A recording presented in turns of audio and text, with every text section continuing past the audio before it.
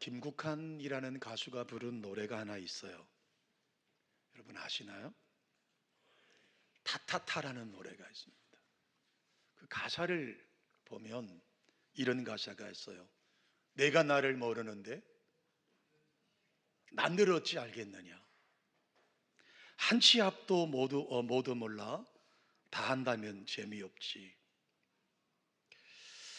지난 주간에 제가 이 설교 본문을 기록하고 설교를 준비하다가 이 노래가 문득 떠올라서 유튜브를 찾아서 이 김국환 씨가 부르는 노래를 한참 동안 들으면서 혼자 눈물을 흘린 적이 있습니다. 내가 나를 모르는데 내가 너를 어찌 알겠느냐. 옆에 분에게 이렇게 한번 고백해 보세요. 당신이 나를 아십니까? 우린 모릅니다. 오죽하면 가수가 이런 노래를 불렀겠어요? 여러분 가족이라고 다 알까요? 여러분 자식들을 다 아십니까? 종종 이렇게 말하는 분들이 있어요. 목사님, 내가 저놈을 품고 10개월을 살았는데 내가 저놈을 모르겠습니까? 죄송하지만 몰라요. 모릅니다. 부모는 자식의 마음을 모르고 자식은 부모의 마음을 몰라요. 물론 일부분은 알 수 있겠지만 사실은 잘 몰라요. 여러분 오늘 본문을 보시면 짧은 성경이지만 두 가족을 소개하고 있어요.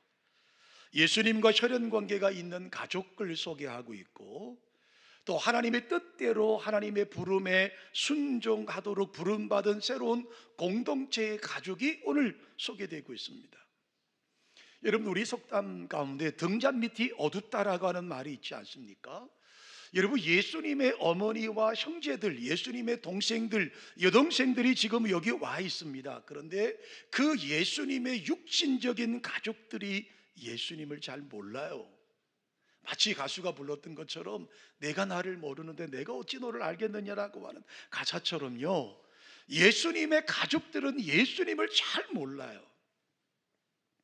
여기 오늘 본문에 예수님의 친족들이라고 소개하고 있는데요, 사실 인간적으로 예수님과 가장 가깝다고 생각했을지 모르겠지만 사실 그분이 누군지 잘 몰라요. 그래서 요한복음 7장 5절의 말씀에 보면 그 형제들이 예수님을 몰랐고, 그리고 오늘 마가복음 3장 21절의 말씀에 보면 예수님을 심지어 몰랐는 정도가 아니라 예수님을 미친 놈 취급을 했습니다. 그게 오늘 본문이 말씀하고 있는 거예요. 요한복음 7장 5절의 말씀을 보면 이렇게 말씀하고 있습니다. 이렇게 말씀해요. 예수께서 이 땅에 사역하실 동안에 그 형제들이 예수님을 믿지 않았다라고 말씀합니다. 예수님을 믿지 않았어요. 여러분 오늘 31절부터 35절까지 매 절마다 반복적으로 등장되는 단어가 있어요. 그게 어머니와 동생들, 형제들이라고 하는 단어가 여기 기록되어 있는 것을 볼 수 있어요. 어머니와 동생들, 어머니와 형제들. 각 절마다 5번씩이나 어머니와 동생들, 어머니와 형제들이라는 얘기가 오늘 본문에 등장된 것을 볼 수가 있어요. 그래서 오늘 본문은 누가 참된 예수님의 가족이냐라는 사실을 우리 가운데 말씀해 주고 있습니다. 뿐만 아니라 예수님께서 우리에게 새롭게 말씀하시는 참된 가족의 의미가 무엇인지도 말씀해 주고 있어요. 사실 여러분 예수님은요 너무 바쁘셔서 식사할 겨를이 없었다고 말씀합니다. 여러분 마가복음 3장 20절의 말씀을 보시면 이렇게 말씀합니다. 집에 들어가시니 무리가 다시 모임으로 식사할 겨를이 없더라라고 말씀하세요. 자, 예수님께서 12제자를 밤새워 기도하시고 12명의 사도들을 임명하셨어요. 그리고 산에서 내려오셨죠. 그리고 가버나움에 있는 베드로의 집으로 들어가오셨습니다. 역시 주님께서 베드로의 집에 들어오셨다는 소문을 듣고 많은 사람들이 인산인해를 이루고 있다라고 하는 거예요. 그 소문을 듣고 많은 사람이 지금 주님의 곁으로 다가왔다라고 하는 것이죠. 그리고 여러분 21절의 말씀을 한번 함께 읽어보실까요? 예수의 친족들이 듣고 그를 붙들러 나오니 이는 그가 미쳤다 함이러라. 여러분, 예수님께서 베드로의 집에 가버나움에 계셨고 많은 사람이 예수님의 소문을 듣고 가버나움 이 베드로 집으로 모여왔는데, 그 가버나움의 베드로 집에 있다는 소식도 예수님의 가족들, 친척들이 들었습니다. 그리고 예수님을 생포하러 미친 예수를 잡으러 지금 이곳에 오셨다고 말씀하고 있습니다. 예수님의 사역이 무리에겐 긍정적인 반응을 일으켰죠. 그래서 예수님의 가는 곳마다 많은 사람이 몰려왔습니다마는, 그러나 사실 똑같은 소문이라도 예수님의 그 가족들에게는 부정적인 이야기로 들렸을 거예요. 여러분, 예수님은 10대 소녀였던 마리아 몸을 통해서 성령님을 통해서 이 땅에 오셨어요.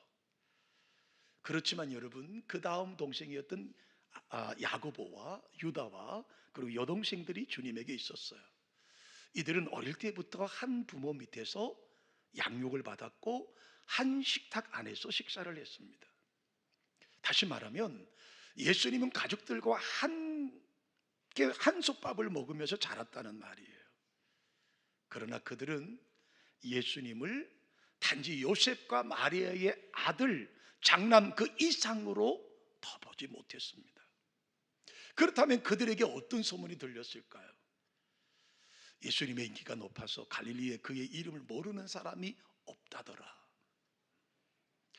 허구한 날 수많은 사람들을 상대로 병을 고쳐주고 귀신을 쫓아내고 있다는 그 예수님, 얼마나 바쁜지 식사할 겨를도 없다더라라는 소문을 들었어요.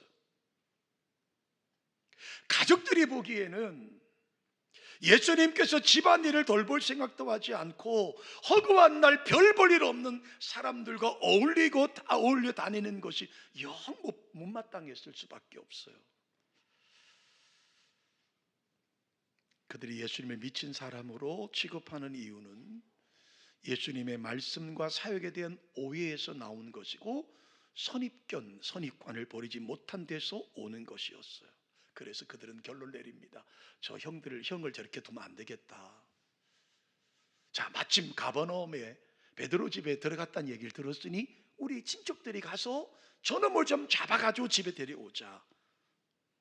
그래서 여러분, 나사렛이라는 동네에서 약 40-50km 떨어져 있는, 우리 부산에서 말하면 경주까지 거리까지 그 지금 부모, 어머니와 그 동생들과 친척들이 예수님을 잡으러 가버나움까지 내려왔던 것이죠. 자, 우리 다 같이 31절의 말씀을 한 목소리로 한번 읽어보실까요? 읽습니다. 그때에 예수의 어머니와 동생들이 와서 밖에 서서 사람을 보내어 예수를 부르니, 여러분, 예수님의 어머니와 형제들이 지금 어디에 있습니까? 밖에 있습니다. 예수님을 직접 잡으러 왔긴 왔지만, 예수님을 모시러 오긴 왔지만 그들은 안에 들어갈 수가 없습니다. 물론 여러 가지가 이유가 있었겠습니다만은 어쨌든 그들은 지금 밖에 있어요. 그런데 여러분, 여기 친척들이라고 하는 단어를 헬라어 사전을 찾아보면 호르파우 아우트라는 단어를 써요. 다시 말하면 가까이에 있는 사람들이라는 말이에요. 가까이에 있는 사람들. 그런데 가까이에 있어야 할 가족들이 지금 제문 밖에 기다리고 있다라고 하는 거예요. 그들은 지금 외인들이 돼서 집 밖에 있는 겁니다. 안에 호르파우 아우트, 가까운 사람들이 형제들인데 그들은 지금 주님 가까이 못 들어와 있어요. 밖에 서 있습니다. 그리고 대래 주님 곁에는 예수님의 12제자들과 예수님의 하나님의 나라의 복음을 듣기 위해서 많이 몰려온 사람들이 가까이 있습니다. 여러분, 예수님의 가족들은요, 바리새인들처럼 서기관들처럼 예수님을 공격적으로 비난하지는 않지만, 그렇다고 해서 군중들처럼 예수님의 사역에 긍정적으로 평가하지 않습니다. 가족들이 예수님을 찾아왔지만 그가 계신 집이 너무 많은 사람들로 인하여서 직접 들어가지 못하고 지금 밖에 있는 거예요. 밖에 있어요. 자, 32절을 보세요. 무리가 예수를 둘러 앉았다가 여짜오되 보셔서 당신의 어머니와 동생들과 누이들이 밖에 있습니다 라고 전달합니다. 자, 지금 가장 가까워야 할 가족들은 밖에 있습니다.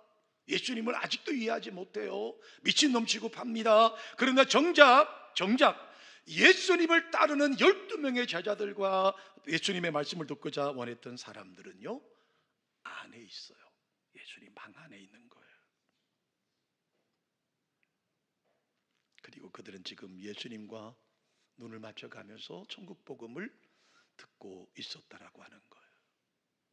자, 문제는 밖에서 어머니와 동생들과 여동생들이 찾아와서 안에 있는 예수님에게 전달했겠죠. 그래서 방에 있던 어떤 사람이 주님에게 보소서 당신의 어머니와 동생들과 여동생들이 밖에 와 기다리고 있습니다. 이 이야기를 전달했더니 주님께서 33절의 말씀에 보면 정말 충격적인 말씀을 하세요. 이렇게 말씀하시죠. 누가 내 어머니며 동생들이냐? 누가 내 어머니며 동생들이냐? 이 말씀만 보면 상당히 냉정해 보이고 냉소적인 모습을 볼 수 있어요. 주님이 왜 이렇게 하셨을까? 평상시에 주님의 모습은 이렇지가 않으셨는데 부모님을 공경하고 형제들을 사랑하라고 가르쳤던 그 주님께서 그 지금 어머니와 동생들이 그 먼 나사렛에서 가버나움까지 찾아왔음에도 불구하고, 아니 보통 아들이라면 들어오시라고 해야 되지 않겠습니까? 그런데 퉁명스럽게 이렇게 말씀하세요. 누가 내 어머니며 누가 내 동생들이냐? 그러시면서 34절의 말씀을 한번 보세요. 읽습니다. 둘러앉은 자들을 보시며 이르시되 내 어머니와 내 동생들을 보라. 여러분 이해가 가세요? 이 말씀이? 그 지금 가버나움에 있는 예수님의 말씀이 여러분 이해를 하시겠어요? 자기를 낳아준 어머니 마리아와 어릴 때부터 한 집에서 자랐던 동생들과 여동생들이 저 나사렛에서 50km, 50km를 걸어서 무로무로 여기까지 왔는데 그들을 밖에 세워놓은 채 지금 주님께서 그 제자들에게 하시는 말씀을 보세요. 둘러 앉은 자들에게 그들을 보시며 이르시되 내 어머니와 내 동생들을 보라.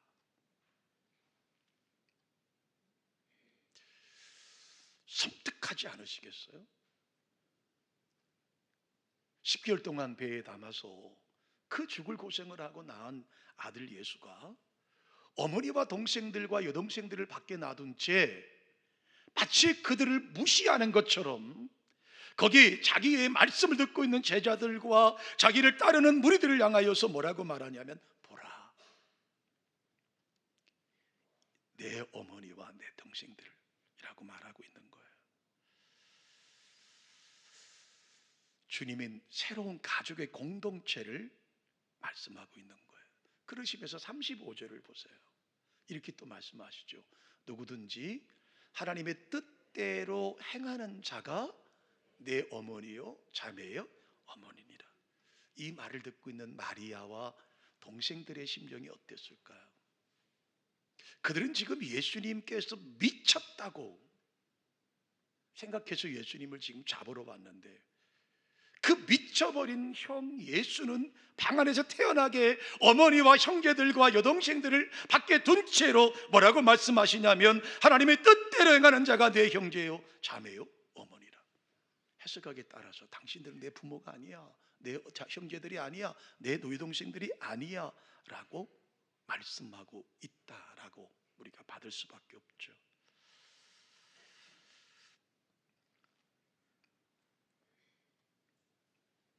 그런데 이 말씀이 얼마나 중요하게 우리에게 소개되고 있는지, 그리고 제자들에게 각인되어 있는지 마태복음에도 이 말씀이 12장에 기록되어 놓았고, 마가복음의 3장에 오늘 본문에 기록해 놓았고, 누가복음에는 8장에 기록해 놓았어요. 공관복음, 세복음서에 똑같이 이 말씀이 있어요.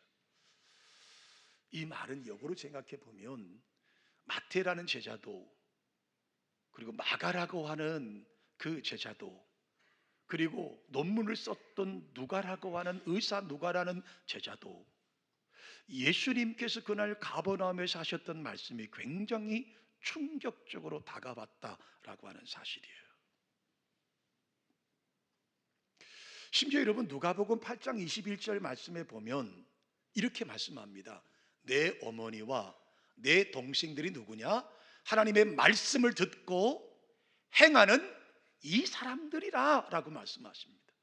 가족들의 입장에서 얼마나 기가 찬 이야기겠어요. 자, 그러시면서 마가복음 4장에 바로 연결되는 말씀이 어떻게 연결되냐면 씨 뿌리는 비유입니다. 자, 이 씨 뿌리는 비유를 마가복음 3장과 연결해서 해석해 보면 이렇게 해석이 가능하죠. 첫 번째, 길가에 떨어진 씨입니다. 뿌릴새 더러는 길가에 떨어지며 새들이 와서 먹어 버렸다. 어쩌면 이들은 형식적인, 어쩌면 체면적으로 사람에게 좋게 보이려고 예배당에 나와 있지만 그저 이름뿐인 그리스도인들의 모습이 아닐까. 그렇다면 주님은 그들을 향하여 너희는 나의 참 가족이 될 수 없어. 그러니까 첫 번째, 길가에 떨어진 씨앗은 가족이 될 수 없는 거죠. 두 번째는 돌짝밭에 뿌려진 씨입니다.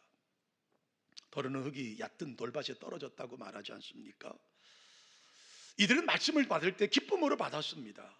그러나 그 속에 뿌리가 없어서 잠깐 견디다가 말씀을 인하여 환난과 핍박이 일어나면 곧 넘어져 버리는 사람입니다. 주님은 이 사람들에게도 너는 내 가족이 될 수 없다고 말씀하십니다. 세 번째, 가시떨기 나무에 떨어진 씨입니다. 더러는 가시떨기에 떨어짐에 가시가 자라 기후를 막음으로 결실하지 못하였거라는 말씀하지 않습니까? 왜 결실하지 못했을까요? 세상의 염려와 재물의 유혹과 기타 욕심이 들어와서 말씀을 막아버렸기 때문에 결실하지 못했습니다. 주님은 지금 마가복음 3장의 말씀과 연결해 보면 이들도 하나님의 나라의 가족이 될 수 없다. 길가에 떨어진 씨앗도, 돌밭에 떨어진 씨앗도, 가시나무 떨기에 떨어진 씨앗도 하나님의 거룩한 공동체의 가족이 될 수 없다고 말씀하고 있는 겁니다. 어쩌면 예수님의 가족들이 바로 이 세 번째 혈연적인 가족을 맺고 있는 이들의 모습이 아닐까라는 생각을 해보게 됩니다. 마지막 네 번째로 옥토에 떨어진 씨입니다. 더러는 좋은 땅에 떨어짐에 자라 무성하여 결실하였으니 30배, 60배, 100배 결실을 맺지 않습니까? 자, 이들이 누굴까요? 말씀을 듣고요, 그 말씀을 받고요, 그리고 말씀에 철저하게 순종하는 사람들이 아닐까요? 그래서 30배의 결실을 맺고 60배의 결실을 맺고 100배의 결실을 맺는 사람들입니다. 주님은 바로 이들이 하나님의 거룩한 공동체의 가족이 될 수 있다고 말씀하고 있는 거예요. 예수님은 산상수훈을 말씀하실 때 마태복음 7장 21절에 이렇게 말씀하시죠. 함께 읽어보실까요? 나더러 주여 주여 하는 자마다 다 천국에 들어갈 것이 아니요 다만 하늘에 계신 내 아버지의 뜻대로 행하는 자라야 들어가리라. 할렐루야. 주님 말씀이에요. 나더러 주여 주여 하는 자마다 다 들어가는 것이 아니야. 그런다고 공동체가 되는 게 아니야. 나더러 주님이라는 이름을 부르는 자들마다 천국에 들어가는 것이 아니고 다만 누가 들어가느냐? 하늘에 계신 내 아버지의 뜻대로 행하는 자라야 들어갈 것이라고 말씀합니다. 육신적인 혈통이 주님의 가족이 될 수 없다고 주님이 말씀하고 있는 거예요. 하나님의 나라의 가족은요, 하나님의 뜻에 따르는 자들로 구성되어진 영적인 관계를 말씀하고 있는 거예요. 교회를 나오지만 입술로 주님을 부르짖지만 우리의 삶에 여전히 주님의 말씀대로 살아가지 않는다면 그것이 저인 목사라도 누구라도 할 것 없이 하나님의 거룩한 백성이 될 수 없다, 공동체가 될 수 없다, 하나님의 영적 공동체가 될 수 없다고 말씀하고 있는 거예요. 누가 돼야 되느냐? 성경은 물과 성령으로 거듭난 사람만이 하나님의 나라의 백성이 될 수 있다고 말씀하는 거예요. 성령 안에 있지 않으면, 물과 불로 성령으로 거듭나지 않으면 자신이 하고 있는 것이 예수님의 사역에 디딤돌이 됐는지 걸림돌이 되는지를 모르는 거예요. 여러분, 예수님의 가족들이 지금 디딤돌이 됐습니까? 아닙니다. 걸림돌이 됐습니다. 그들은 예수님하고 한 밥상에서 밥을 먹었습니다. 함께 자랐습니다. 수십 년을 그렇게 살았다고요. 그런데 그들은 육신적인 형제라고 생각했지만 그분에게는 디딤돌이 아니라 걸림돌이 되고 있다라고 하는 거예요. 왜요? 아직 예수님이 누구신지 모르기 때문입니다. 예수님이 누구신지 모르기 때문이에요. 왜요? 그들은 예수님 안에 들어온 것이 아니라 예수님 밖에서 지금 주님을 보기 때문에 그렇습니다.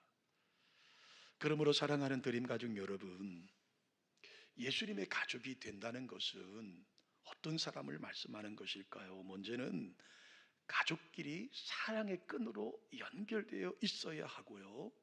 그리고 그 가족이 확장돼서 하나님의 나라가 점점 이 땅에서 이루어져 가야 된다라고 하는 사실이에요. 그렇다면 이 가족을 이루는 끈끈한 힘이 뭐냐? 그것은 사랑이라는 겁니다. 왜냐하면 이 가족을 구성하는 가장 큰 힘은 사랑이기 때문에 그렇습니다. 요한 1서 4장 7절로 8절의 말씀을 함께 읽어보실까요? 사랑하는 자들아, 우리가 서로 사랑하자. 사랑은 하나님께 속한 것이니 사랑하는 자마다 하나님으로부터 나서 하나님을 알고 사랑하지 아니하는 자는 하나님을 알지 못하나니 이는 하나님은 사랑이십니다. 할렐루야. 하나님은 누구시라고요? 사랑의 본체시라고 말씀하고 있습니다. 여러분, 가족이라도, 육신적인 가족이라도 하나님의 거룩한 사랑으로 하나 되지 않으면 오늘 성경은 냉정하게 말합니다. 가족이 아닐 수도 있다고 말하고 있는 거예요. 여러분, 우리가 거룩한 공동체인 이 드림교회라고 하는 이름으로 모이지만 이 모인 우리의 구성원들이 하나님의 거룩한 사랑이라고 하는 그 거룩함으로 뭉쳐지지 않는다면 우린 더 이상 교회의 공동체라고 말할 수가 없는 것이죠. 어떤 책을 보니까 이 교회의 거룩한 공동체를 벽돌 쌓는 것으로 소개한 책을 봤어요. 벽돌이 여러분 쌓아지면 다른 듯이 매개 역할을 하는 콘크리트가 있어야 합니다. 그냥 콘크리트를 붓고 그 위에 올려야 그 벽돌이 튼튼해지죠. 콘크리트가 없으면 결코 그 벽돌은 힘을 쓸 수 없어요. 이 콘크리트가 바로 사랑이라고 하는 매개체가 되어야 된다는 겁니다. 여러분, 벽돌을 한 장 한 장 쌓는 거야 쉽죠. 그러나 날씨가 좋고 바람이 불지 않으면 서 있습니다만 바람이 조금만 불어도 넘어갈 수밖에 없는 것이죠.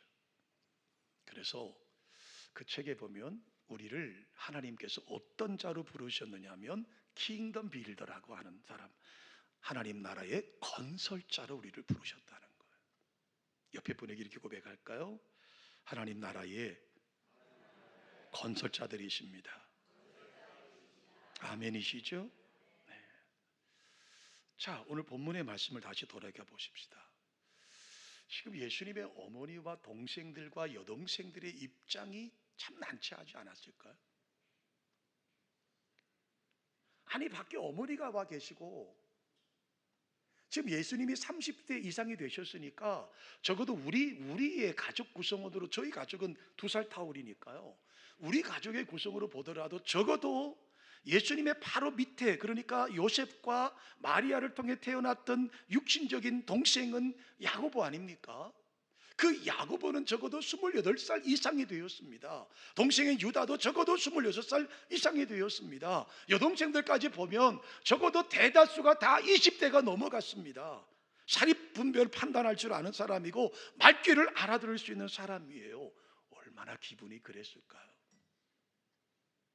어머니와 동생들이 지금 예수님을 모시러 왔는데 예수님께서 하나님 말씀대로 살지 않으면 내 가족이 아니야 라고 말씀하시며 저 밖에 서 있는 어머니와 동생들을 납두고 자기 앞에 있는 12제자들과 자기를 따르는 무리들을 향해서 내 형제들이고 내 어머니라고 말하고 있는 이 예수님의 말씀을 듣는 그 부모의 마음이 어떠했겠느냐고요. 이 말씀에서 그냥 말씀으로 끝나는 것이 아니더라고요. 끝나는 게 아니더라고요. 예수님은 부모님과 형제를 내치신 분은 분명히 아니십니다. 그래서 우리는 여기서 오해하면 안 되는 것이 있어요. 이 본문만 말씀을 보면 마치 제 설교만 들으면 교회를 다니려면 가족들하고 끊어야 되는구나, 형제들하고 끊어야 되는구나, 믿지 않는 사람들의 관계를 끊어야 되는구나. 아니에요. 본문이 우리에게 말씀하는 것은요, 어쩌면 주님의 참된 제자의 길을 갈 때에 가족들의 오해가 있을 수도 있다라는 사실을 본문이 말씀하고 있는 것 같아요. 때로는 우리 이해 못하는 분들이 있잖아요. 여러분, 오늘 연휴입니다. 연휴. 제가 보니까 우리 교회에도 많은 분들이 좋게 보면 부모님께 인사하러 많이 가신 것 같아요. 자리가 휑하잖아요. 또 자녀들과 함께 여행을 가신 분들도 계실 거고요. 어쨌든 근데 우리는 여기 나와서 예배를 드립니다. 가족들로부터 미친놈 취급받았던 예수님의 모습이 어쩌면 오늘 우리의 모습일 수도 있다라는 생각을 갖게 되었습니다. 그러나 결코 주님은요, 그 가족을 경멸하지 않습니다. 그 가족을 버리지 않습니다. 그런 말씀 속에서 하나님의 거룩한 가족이 되는 것은 어떤 기준을 가질까? 지금 시간이 많이 지나서 제가 간단히 말씀드리면 하나님의 가족은 누구 정해져 있지 않습니다. 누구에게나 오픈되어 있습니다. 두 번째로 하나님의 가족이 되려면 하나님의 뜻을 아셔야 되는 거예요. 세 번째로 뜻을 아는 것만 가지고 되지 않습니다. 그 뜻대로 행해야 되는 거예요. 행해야 되는 거예요.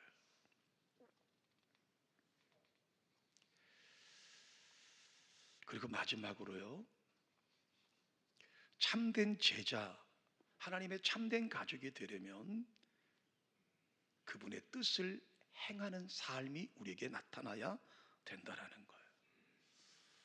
자, 여러분, 설명을 쭉 넘어가서 이제 여러분 우리가 사도행전 1장으로 가서 보면 지금 밖에 서 있던 어머니와 그 동생들이 어디에 와 있느냐? 안으로 들어와 있는 것을 볼 수가 있어요.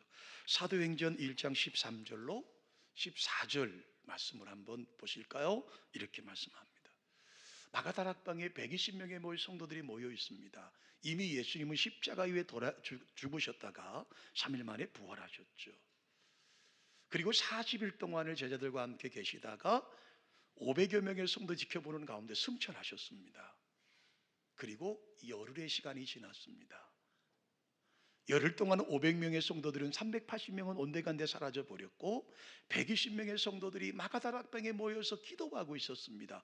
거기에 누가 있는 줄 아세요? 예수님의 어머니와 예수님의 동생들이 기도하는 자리에 들어왔습니다.